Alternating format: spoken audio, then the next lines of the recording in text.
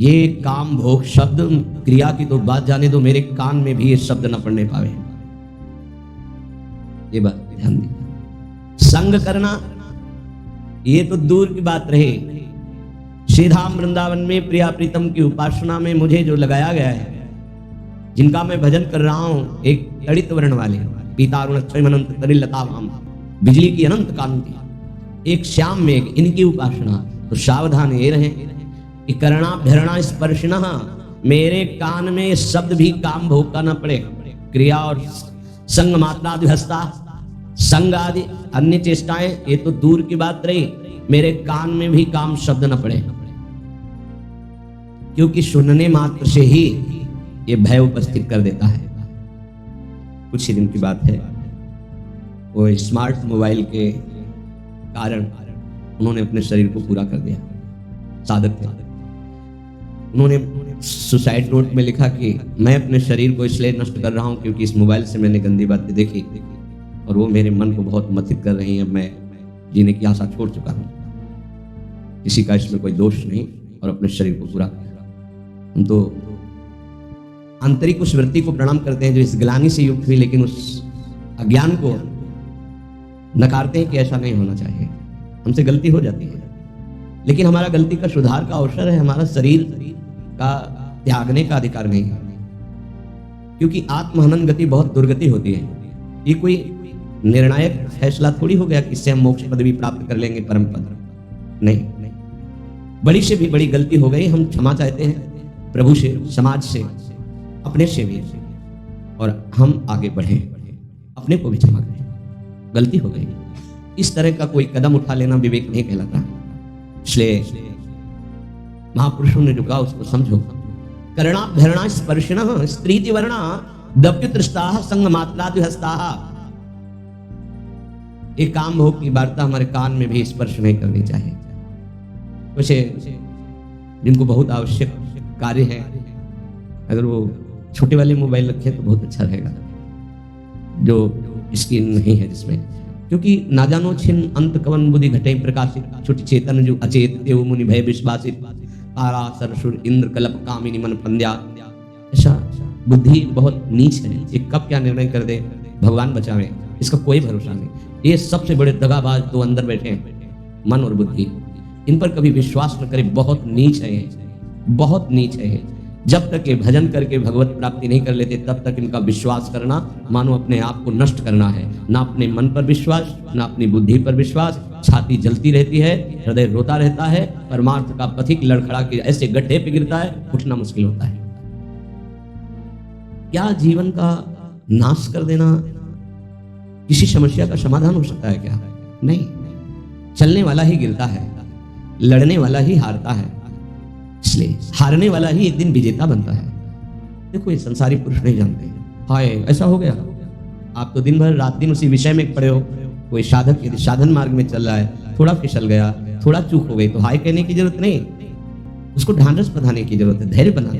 कोई बात नहीं, आप आगे बढ़े, कुछ नहीं हुआ, ठीक है, सब ठीक हो जाएगा। ये यात्रा है, बहुत भूल भुलैया की यात्रा है, बहुत फिसलन है माया की, इसलिए एक दूसरे को सहयोग करके निकलना है। जब तक भगवत साक्षात्कार ना हो जाए, साधक को एकांत कमरे में अकेले नहीं रहना चाहिए, समुदाय में रहना चाहिए। साधु समुदाय, कलौ संघो शक्ति। समुदाय से क्या होता है कि एक दूसरे की नजर है। अच्छा, हमारे अंदर कोई गलती हुई तो हम एक दूसरे साधक से निवेदन कर सकते हैं, वो हमको समझा सकता है। अकेले में जो चिंतन फंसा वो फंस गया, और वो चिंतन ना निकल पाया। वैसे सबसे प्रार्थना है, हर समस्या का समाधान है, हर पाप का प्रायश्चित है, हर गलती के सुधारने का अवसर है। कोई ऐसी गलती नहीं जिसका सुधार ना हो। कभी किसी से ऐसी गलती हो जाए तो आप अंदर जलिएगा मत, गुरुजनों से शेयर कीजिएगा। जो अपने गुरुजन हैं उनके सामने बात रखिएगा कि मेरे से गलती हो गई। अब अपने मन को खाली कर दीजिएगा, आपसे सही कहते हैं। हमारे प्रभु इतने करुणा में क्षमा करते हैं, अगर वो क्षमा न करे तो भगवत प्राप्ति किसी को ना हो। आप लोग नहीं समझते हैं, किसी की भी जीवनी जो है वो शुक्ल पक्ष की लिखी जाती है। इसीलिए बड़े बड़े महापुरुष जब प्रभु के सामने विनय करते हैं तो मोशम कौन कुटिल खलकामी, जिन मुको तन दियो ताको न भजन क्यों ऐसो नोन हरामी।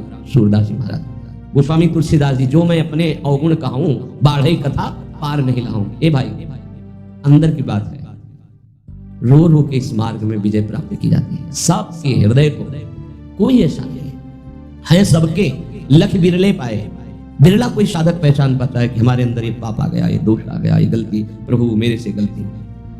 सच्ची कहते हैं अगर भगवान क्षमा ना करे तो कोई एक कदम भी परमार्थ पे नहीं चल सकता। निराश होने की जरूरत नहीं, ये नहीं देखना कि वो बहुत आगे बढ़ चुके हैं। तुमसे सच्ची कहते हैं, हृदय की बात कहते हैं, जिसे तुम बहुत आगे बढ़ा हुआ जानते हो भगवत कृपा से केवल है, केवल भगवत, वो भगवत कृपा आपके ऊपर नहीं हो सकती क्या?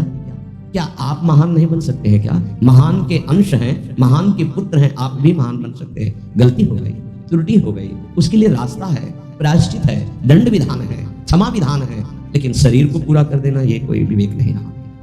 कभी किसी उपासक से, किसी के भी मन में कुछ भी ऐसा चल रहा हो कि वो तुम्हें जला रहा है, तुम निकल नहीं पा रहे हो, श्री जी से कहो, गुरुजनों से कहो, निकल जाओगे।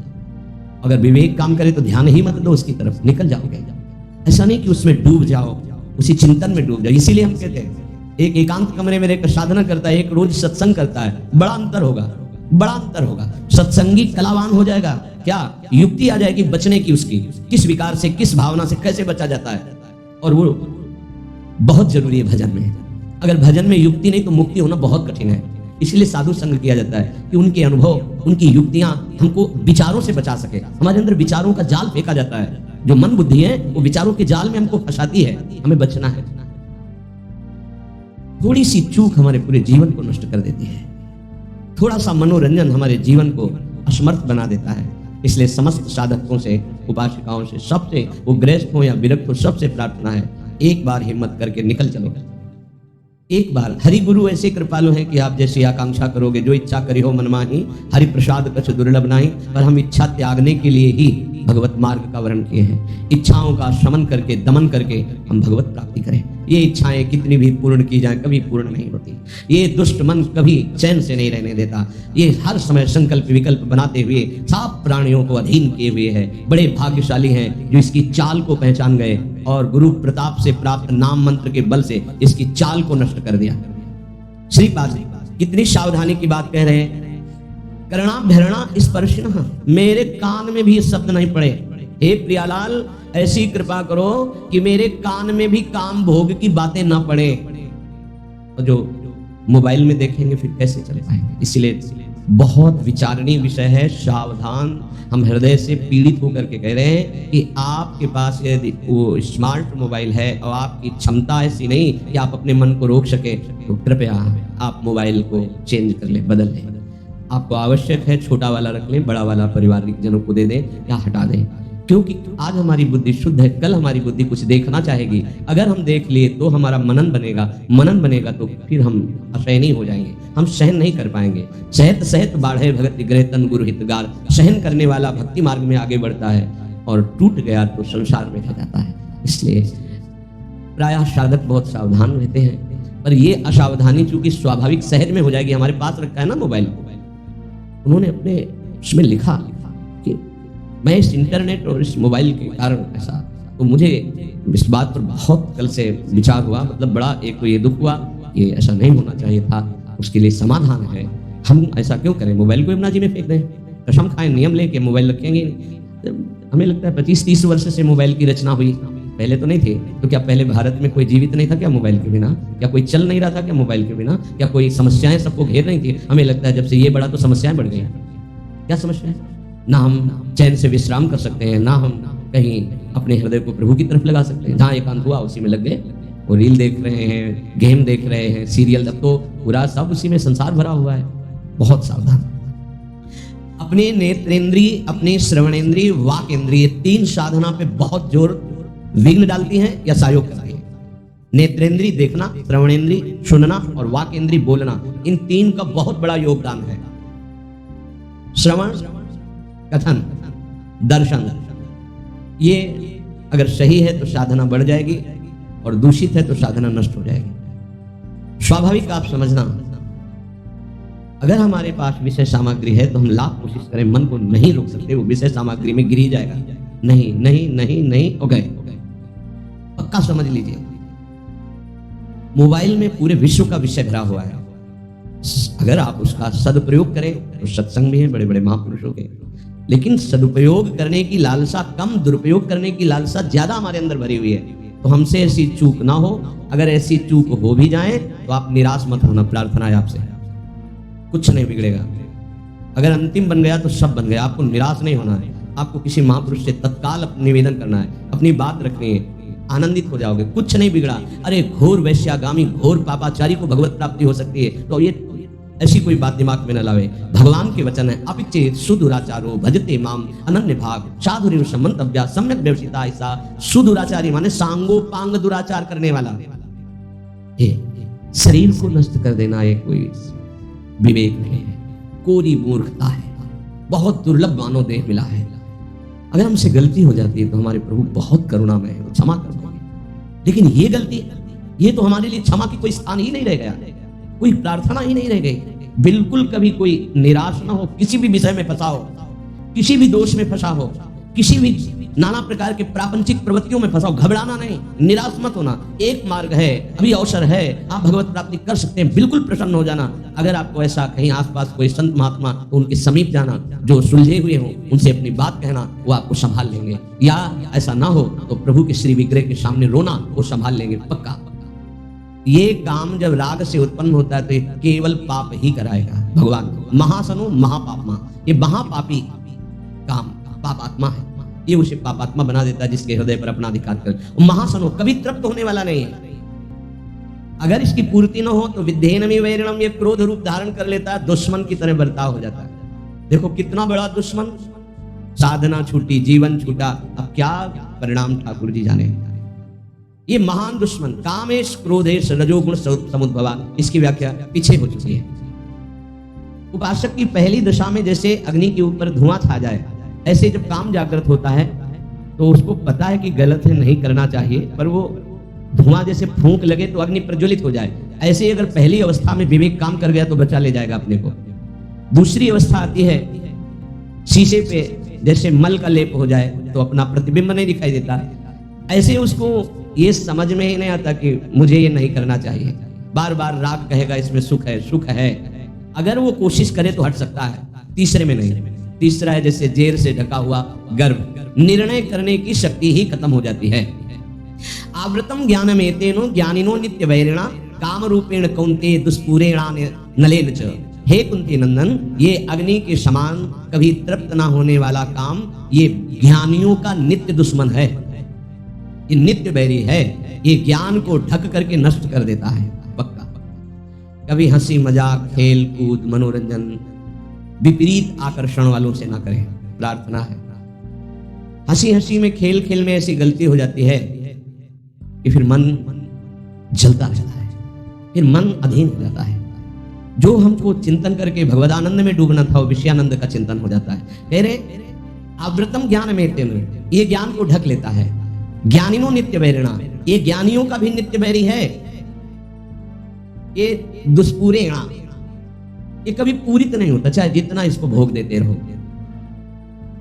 अनलेन, जैसे अग्नि, घी डालते रहो, कभी शांत नहीं होती।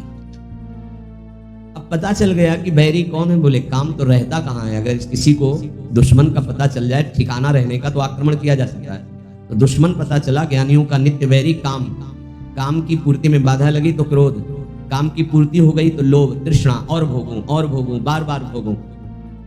मुखिया है आवागमन का, जन्म मरण का मुखिया है काम। ये रहता कहाँ है, अगर पता चल जाए तो आक्रमण करने में समर्थ हो सकता है साधक। कहाँ रहता है, भगवान इसका निवास स्थान बताते हैं कि काम रहता कहाँ है। इंद्रियाणि मनोबुद्धि रस्याधिष्ठानमुच्यते एतैर्विमोहयत्येषो ज्ञानमावृत्य देहिनम। इंद्रियां, मन, बुद्धि,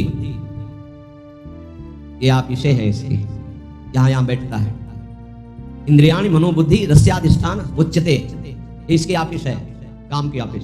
इंद्रियां, मन, बुद्धि, ये काम इंद्रियां, मन, बुद्धि के द्वारा ज्ञान को ढक देता है और गलती हो जाती है। इतनी जल्दी बुद्धि को कवर करता है काम, विचार करने की सामर्थ्य नहीं रह जाती उपासक में। विषयी पुरुषों की तरह चर्चा नहीं, वो तो गिरे हुए हैं, गिरा हुआ क्या गिरेगा, साधक की बात हो रही। इतनी जल्दी आक्रमण करता है कि जल्दी बोलने में देर लगी, उसको कवर करने में देर नहीं लगी।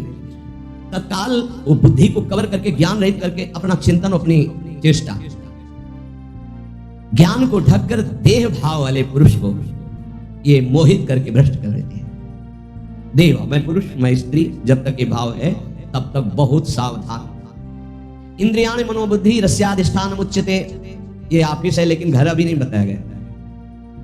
सही माने में काम का वास अहम में है, देहाभिमान में। इसमें भगवान ने जो वर्णन किया, एतरि विमोहयतेष ज्ञानमावृत देहिनम, देहिनम देह भाव, देह भाव अहम भाव। मुख्य इसका निवास स्थान अहम भाव में, मैं पुरुष हूं, मैं स्त्री हूं, मैं शरीर हूं, ये जो भाव है अंतःकरण में, मन बुद्धि चित्त अहंकार, इसका घर है अहंकार। ऑफिस है इंद्रियां मन और बुद्धि। ये अहंकार की गुफा में छुपकर बैठ करके प्रहार करता है, मन और इंद्रियों को अधीन करके भोगों में हर प्राणी को फंसाए हुए है, चाहे वो चिड़िया हो, चींटी हो, मनुष्य हो, पशु पक्षी, कोई भी। 84 लाख योनियों में एक छत्र इसका राज्य है। वही बचते हैं जो भगवान के आश्रित और भगवत शास्त्र की, गुरुजनों की अक्षरशः आज्ञा का पालन करते हैं। जहां इतनी सी भी हम गुरु आज्ञा शास्त्र के विरुद्ध हुए, वही हम फंस गए, वही क्लेशित हुए, वही अशांत हुए, वही रास्ता रुकेगा। पक्की बात समझ लीजिए, एक शब्द भी हमें अपनी नहीं लगानी बुद्धि से, क्योंकि उसी बुद्धि मन में वो बैठा हुआ है, जो वैरी बैठा हुआ है उसी में बैठा हुआ, वो न्याय कैसे करेगा। किसी भी पदार्थ को जब देखते हैं तो इंद्रियों में कामना पैदा होती है। इंद्रियों में जब इंद्रियों में कामना पैदा, पदार्थ वस्तु व्यक्ति स्थान पहले देखना ही होता है या सुनना होता है, तभी कामना पैदा होती है, सुन के या देख के। इंद्रियों में कामना पैदा होती है, इंद्रियां तत्काल मन को अधीन करती है, तो मन वो अपनी कामना में युक्त हो जाता है, जो इंद्रिय कामना की। और मन ने बुद्धि को इतनी जल्दी पकड़ में लिया कि उसको विचार करने का अवसर न मिले, और देहाभिमानी जीव ये मान बैठा कि मैं भोगता हूं, मैं भोगूंगा, मैं देखूंगा, मैं सूंघूंगा, मैं छूंगा, मैं खाऊंगा। मरा ये है, बार बार हमको मारा जा रहा है, बार बार हमको परास्त किया जा रहा है, और हम खुशी होते हैं कि हम भोगता हैं, बहुत भोग रहे हैं। पदार्थों में, विषयों में, इंद्रियों में, मन में, बुद्धि में काम की आप किस माने गए हैं, लेकिन इसके रहने का स्थान अहम है, अहंकार, अहम। ये दिखता है इन स्थानों पे, पर छुप के रहता है अहंकार में, अंतःकरण धर्म में जो अहंकार है, बुद्धि मन चित्त अहंकार, उस अहंकार में ही रहता है। समस्त क्रियाएं शरीर इंद्रियां मन और बुद्धि से होती हैं। ये चारों कर्म करने के साधन हैं। इनमें काम दिखाई देता है पर रहता अहम में है, इसीलिए मारना बड़ा मुश्किल हो जाता है। ध्यान दीजिए, हम इंद्रियों को, मन को, बुद्धि को तभी पवित्र रख सकते हैं जब हमारा अहम परिवर्तन हो। बड़ा खेल टेढ़ा है। देह भाव जब तक है तब तक काम उसमें बैठा हुआ है, हमारे अहम में ही बैठा हुआ छुपा, इसीलिए मार नहीं सकते। जब हम हटे तब घर में दिखाई देगा कि अहम के घर में एक काम बैठा है। हटे कहां? कि शाम को जब प्रभु के चरणों में, गुरुदेव के चरणों में दिया, बहुत नीच है, बहुत नीच है। एक नहीं सुनता शास्त्र की बात, गुरु की बात, मनमानी कर बैठता है, फिर पश्चाताप करता है, फिर जलता रहता है, फिर रोता रहता है, फिर अवसर आता है, फिर वही करता है, बार बार क्यों कर पा। और वो सोचता है किसको मारूं, भोजन न पाऊं, पानी न पीऊं, अपने को पीटूं, क्या करूं। ये साधक की बातें हैं, क्या करूं। अब वो सुरक्षित बैठा है, आसन लगाए अहम में। अब आप बाहरी है, दंड देते रहो, पानी न दो, भोजन न दो, आप मानो कुछ नहीं होना उसको। वो ऐसी जगह बैठा है अहम में, अवसर आते फिर क्या, फिर वो क्लेशित होता है। अब क्या करूं कौन। अच्छा 4 दिन उपवास कर लेता हूं, तो उपवास किया तो प्राण शुष्क हुए, लेकिन वो अहम में बैठा है। ये बहुत समझने का विषय है। ये मरेगा अहम त्याग से। अहंकार देहाभिमान जब गलित होगा तभी ये काम नष्ट होता है। अहम जड़ चेतन की ग्रंथि में बैठा हुआ है। यद्यपि मृषा जड़ चेतन की कभी ग्रंथि हुई नहीं, फिर भी छूटती कठिनाई। क्या? मैं पुरुष। जब तक मैं पुरुष हूं तब तक काम है, जब तक मैं स्त्री हूं तब तक काम है। जब ये अहम प्रभु के चरणों में समर्पित हो जाता है या धर्म में समर्पित हो जाता है, तभी वहां से काम हटता है। काम शून्य अहम ब्रह्म स्वरूप है, जो मैं वो ब्रह्म स्वरूप है, और काम युक्त अहम देहाभिमान यही दुर्गति का कारण है। ये केवल मैंपन में बैठा हुआ है, मैं अमुक हूं, अमुक वर्ण का, अमुक आश्रम का, अमुक, इसी पे काम बैठा हुआ है। इसी कामना से ना चाहते हुए भी पाप होते हैं। अर्जुन ने पूछा था अर्जुन जी ने कि प्रभु ना चाहते हुए भी ये पाप कौन करवा देता है? नहीं चाहते हमसे कोई गंदा काम, और वो काम बैठा है अहम में। जहां संग बना तहां दोष उपस्थित हो गया। जान ही नहीं पाया कि दुश्मन हमारे अंदर बैठा है, और ये दुश्मन की प्रेरणा वो मित्र मान लेता है कि सुख भोग होगा, बस वही भ्रष्ट हो जाता है। पाप अगर है तो भुगत कर नष्ट हो जाता है, लेकिन ये काम नहीं, काम भोग करके नष्ट नहीं होता और बढ़ जाता है और छुपा रहता है अहम में। काम बंधन में वैकम नान्यदस्ति है बंधनम, काम बंधन मुक्तो ही ब्रह्म भूयाय कल्पते। जगत में बंधन है तो एकमात्र काम का बंधन है। अगर कोई सृष्टि में परेशान है तो एक बात से परेशान है, काम। देख, रुपया पैसा खान पान सब इसी की पूर्ति के लिए है। काम, कामना, वासना, बंधन एकमात्र इसी काम का, दूसरा कोई बंधन नहीं है। काम बंधन में वैकम नान्यदस्ति है बंधनम, काम बंधन मुक्तो ही ब्रह्म भूयाय कल्पते। जैसा अभी वर्णन किया कि जहां देह भाव में जो काम बैठा है हटा, तो जो मैं है वो शुद्ध ब्रह्म है, ब्रह्म भूयाय कल्पते, तत्काल वो अपने ब्रह्म स्वरूप को प्राप्त हो गया। इसीलिए कहा गया है कि जाहि न चाही कबहु कछु, तुम संसाज सने बसो निरंतर तासुर सुराउर निजगे। भाई एक प्रार्थना है, अगर मान लोगे तो निकल जाओगे। अगर आप विपरीत शरीर का संग नहीं करोगे, विपरीत दर्शन और संभाषण नहीं करोगे, तो स्फुरणा होगी, खत्म हो जाएगी, आपको कोई परेशान नहीं कर पाएगा, निकल जाओगे आप। अगर विपरीत आकर्षण का आप संग करेंगे, दर्शन करेंगे, संभाषण करेंगे, तो चाहे जितने प्रवीण विद्वान ज्ञानी संयमी हो, आपको पतित होना पड़ेगा। शब्द लिख लीजिए, ये शास्त्र सम्मत अनुभूत बात है। हम भूख को सह सकते हैं, लेकिन हमारे पास भोजन रखा हो, अगर ब्रह्म प्राप्त हो गया है तब तो कोई बात नहीं। अगर देह भाव है फिर भूख को नहीं सह सकते। आप बैठे हो, आपके सामने भोजन रखा, नहीं नहीं नहीं नहीं, कितनी बार कहेंगे नहीं नहीं? एक बार टूट पड़ेंगे और सब पा जाएंगे। बस ऐसे ही सारे भोग है। संसर्ग दोष से बच गया उपासक तो जीत गया। कभी भी कहीं भी किसी से भी प्रार्थना है, चाहे यंत्र से हो, चाहे शरीर से हो, या चाहे किसी ग्रंथ पंथ किसी से भी हो, हमें बहुत सावधान रहना है, संसर्ग नहीं होने देना। कुछ ऐसे पुस्तिकाएं हैं जिनको पढ़कर आप भ्रष्ट हो जाएंगे। कुछ ऐसे दृश्य हैं, कुछ ऐसे व्यक्ति हैं, कुछ ऐसे संसर्ग हैं, बहुत सावधान। काम बंधन में वैकम, साधक का एक ही भारी दुश्मन है, इसी से सब परास्त हो जाएंगे। भगवान ने कहा ज्ञानिनो नित्य वैरिणा, ये काम, यहाँ काम बंधन में वैकम, पूरे जीवन यही अपने अधीन किए रहता सबको, पूरे जीवन भर, चाहे वो शरीर वृद्ध हो जाए, वो अधीन किए रहता है। नान्यदस्ति ही बंधनम, कोई और दूसरा बंधन नहीं है। काम बंधन मुक्तो ही ब्रह्म भूयाय कल्पते, वही ब्रह्म बोध हो जाता है जो मैं काम रहित हो जाता है, मैं जिसका काम रहित। एतैर विमोह यत्तेष ज्ञानम आवृत्य देहिनम, ये काम प्रमाद स्थिति में ज्यादा बढ़ता है।